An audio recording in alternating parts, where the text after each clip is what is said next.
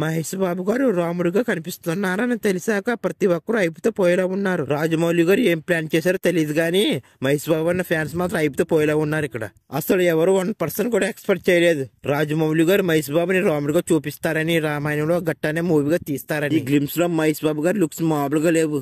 ఇప్పటికొచ్చి ఏ director Mahesh Babu గారిని ఇలాంటి look లో చూపించలేదు. ఫస్ట్ టైం రాజమౌళి గారు మహేష్ బాబు గారిని ఒక డిఫరెంట్ లుక్ లో చూపిస్తున్నారు. మూవీలో మహేష్ బాబు గారి క్యారెక్టర్ పేరు రుద్ర అంట. ఈ రుద్ర క్యారెక్టర్ మూవీలో చాలా పవర్ఫుల్ గా ఉంటుందంట. ఈ వారణాసి గ్లిమ్స్ లో ప్రతి ఒక్క షాట్ వేరే లెవెల్ లో ఉంది భయ్య. మనం ఎప్పటి నుంచో అనుకుంటున్నాం మహేష్ బాబు గారిని రాముడి క్యారెక్టర్ లో చూడాలని. పైగా మహేష్ బాబు గారు రాముడి క్యారెక్టర్ లో పర్ఫెక్ట్ గా సెట్ అవుతారు. మహేష్ బాబు గారి ఫ్యాన్స్ కూడా చాలా సార్లు మహేష్ బాబు గారిని రాముడి క్యారెక్టర్ లో చూడాలనుకున్నారు. ఇవన్నీ రాజమౌళి గారు విన్నారనుకుంటా. అందుకే మనం చూడాలనుకున్న రాముడి క్యారెక్టర్ లోనే మహేష్ బాబు గారిని రాజమౌళి గారు చూపిస్తున్నారు. ఈ గ్లిమ్స్ చూసాక నాకెందుకో మహేష్ బాబు గారు మూవీలో డబుల్ రోల్ కనిపిస్తారని అనిపిస్తుంది. నాకెందుకు అలా అనిపించిందంటే మనకి గ్లిమ్స్ లో హనుమంతుడిని చూపించారు. అయితే హనుమంతుడు తోకచూర బాగా గమనిస్తే ఎవరో ఉన్నారని మనకు అర్థమవుతుంది. అయితే ఈ పిక్చర్ ని నేను 20-30 సార్లు బాగా గమనించాక ఈ విధంగా అర్థమైంది భయ్య నాకు.